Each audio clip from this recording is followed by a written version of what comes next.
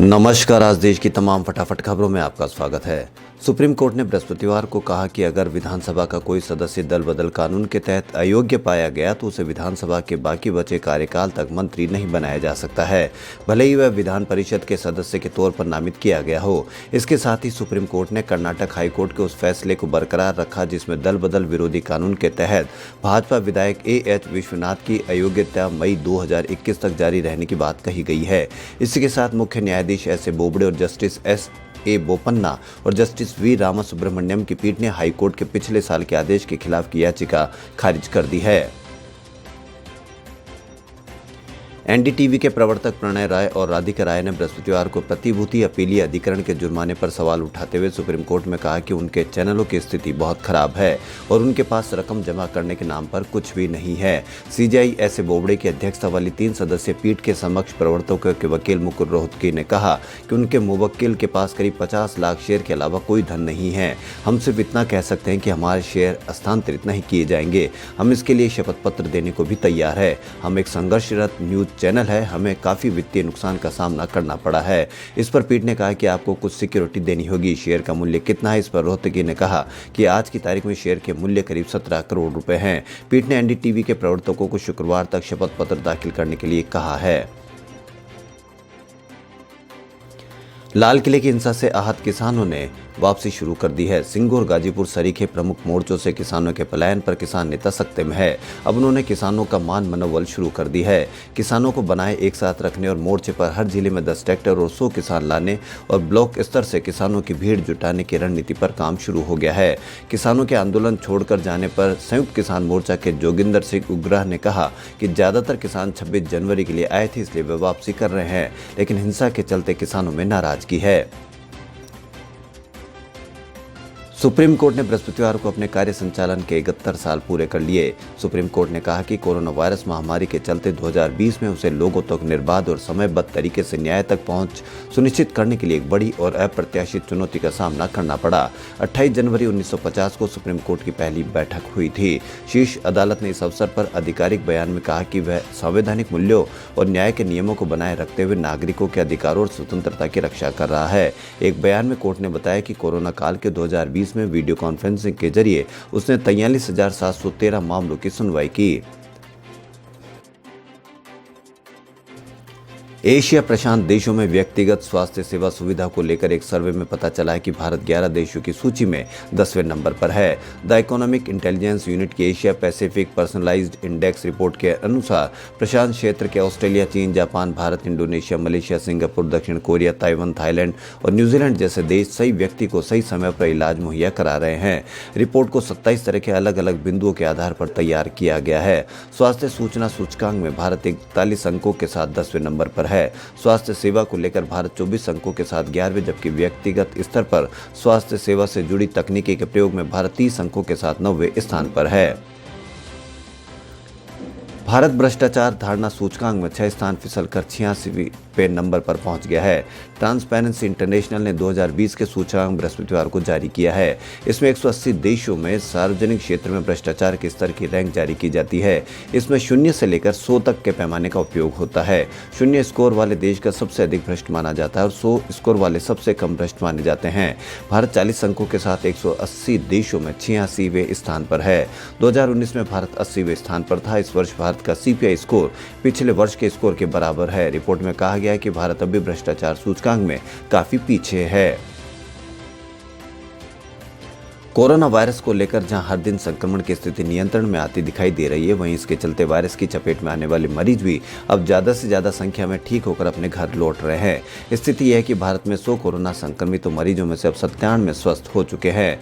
संक्रमित होने के बाद इन्हें अस्पताल या होम आइसोलेशन में रखा गया था, लेकिन इन मरीजों ने मजबूत प्रतिरोधक क्षमता की बदौलत संक्रमण को हरा दिया है। America, Italy, France, Brazil, Britain, Germany सहित दुनिया के किसी भी देश में संक्रमण की रिकवरी दर इतनी नहीं है। बृहस्पतिवार को केंद्रीय स्वास्थ्य मंत्रालय ने बताया कि भारत में कोरोना वायरस की रिकवरी दर 97% तक पहुंच चुकी है। देश में लोगों को न्याय देने के मामले में महाराष्ट्र सभी राज्यों में अव्वल है। टाटा ट्रस्ट की तरफ से तैयार इंडिया जस्टिस रिपोर्ट 2020 के मुताबिक महाराष्ट्र के बाद इस मामले में तमिलनाडु, तेलंगाना, पंजाब और केरल का नंबर आता है। 1 करोड़ से कम आबादी वाले राज्यों में त्रिपुरा, सिक्किम, गोवा अपने नागरिकों को सबसे ज्यादा न्याय दे रहे हैं। रिपोर्ट के मुताबिक भारत में महिला जजों की संख्या महज 29% है। हालांकि हाईकोर्ट में महिला जजों का औसत 11 से बढ़कर 13%, जबकि सहायक अदालतों में 28 से बढ़कर 30% हुआ है। लेकिन रिपोर्ट की प्रस्तावना लिखने वाले सुप्रीम कोर्ट के पूर्व जस्टिस MB लोकुर ने लंबित मुकदमों की संख्या पर चिंता जताई है। सामाजिक कार्यकर्ता अन्ना हजारे किसानों की मांगों के संदर्भ में 30 जनवरी से अनशन करने पर अड़िग है। उन्होंने बृहस्पतिवार को कहा कि किसानों की विभिन्न मांगों को लेकर अपने गांव रालेगंज सिद्धि में अनशन शुरू करेंगे। उन्होंने अपने समर्थकों से आग्रह किया कि वे अपने अपने स्थानों पर विरोध प्रदर्शन में शामिल हो। हजारे ने पहले भी किसानों की मांगों को लेकर अनशन करने का ऐलान किया था। उन्होंने कृषि कानूनों के विरोध में शुरू किसान आंदोलन के बीच प्रधानमंत्री नरेंद्र मोदी को पत्र लिखा था। इससे पहले बीते 14 दिसंबर को केंद्रीय कृषि मंत्री नरेंद्र सिंह तोमर को पत्र लिखकर स्वामीनाथन आयोग की सिफारिश लागू करने की मांग की थी। बेंगलुरु राजधानी एक्सप्रेस में छेड़खानी की शिकायत पर बृहस्पतिवार को एक अफसर ने चलती ट्रेन से छलांग लगा दी। सूचना पर ट्रेन रुकवाकर सुरक्षा कर्मी घायल के कोच में चढ़ाकर झांसी लाए, जहां उसे मेडिकल कॉलेज में भर्ती कराया गया। आरोपी भोपाल में एक प्रतिष्ठित कंपनी में डिप्टी महाप्रबंधक है। बेंगलुरु से हजरत निजामुद्दीन आ रही राजधानी एक्सप्रेस के A1 कोच में सवार एक व्यक्ति दिल्ली जा रहा था। इसी कोच में एक महिला भी दिल्ली जा रही थी। महिला ने आरोप लगाया कि उस व्यक्ति ने उसके साथ छेड़खानी की थी। उसने इसकी शिकायत कोच में तैनात TT से की। TT ने इसकी सूचना झांसी स्टेशन के कंट्रोल रूम में दी। GRP और RPF की टीम प्लेटफॉर्म पर सतर्क हो गई। उधर आरोपित व्यक्ति ने खजुराहो और बिजलोई स्टेशन के बीच चलती ट्रेन से छलांग लगा दी। 26 जनवरी को किसानों की ट्रैक्टर परेड में हिंसा के बाद पुलिस पिछले 2 दिनों से एक्शन में थी। इसके चलते गुरुवार को लगा कि किसान आंदोलन शायद खत्म हो जाए, लेकिन बीती रात गाजीपुर बॉर्डर पर जो हुआ उससे किसान आंदोलन और तेज होता नजर आ रहा है। गाजीपुर बॉर्डर पर गुरुवार शाम 4 बजे तक भारी पुलिस बल की तैनाती के बाद माहौल ऐसा बन गया था कि किसानों को घर भेज दिया जाएगा, लेकिन आधी रात को पुलिस को लौटना पड़ा क्योंकि किसानों ने आंदोलन तेज करने की तैयारी शुरू कर दी थी। इसी सिलसिले में आज 11 बजे मुजफ्फरनगर में महापंचायत बुलाई गई है। पहाड़ी क्षेत्रों में हो रही बर्फबारी ने उत्तर भारत के राज्यों में ठंड बढ़ा दी है। मध्य प्रदेश, राजस्थान, बिहार सहित कई मैदानी राज्यों में कड़ाके की सर्दी पड़ रही है। गुरुवार को राजस्थान के 9 शहरों में पारा 5 डिग्री से कम रहा।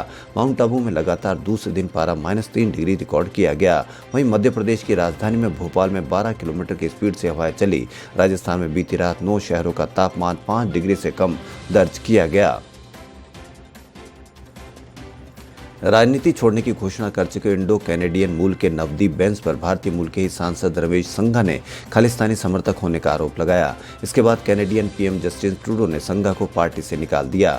इसकी वजह ट्रूडो और बैंस की नजदीकी है। संघा ने गुरुवार को कहा कि उनके बयान को गलत तरीके से पेश किया है।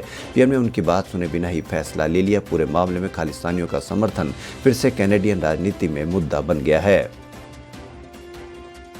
कोरोना वायरस महामारी के साये में सख्त कोविड-19 प्रोटोकॉल के बीच संसद का बजट सत्र शुक्रवार से शुरू हो रहा है।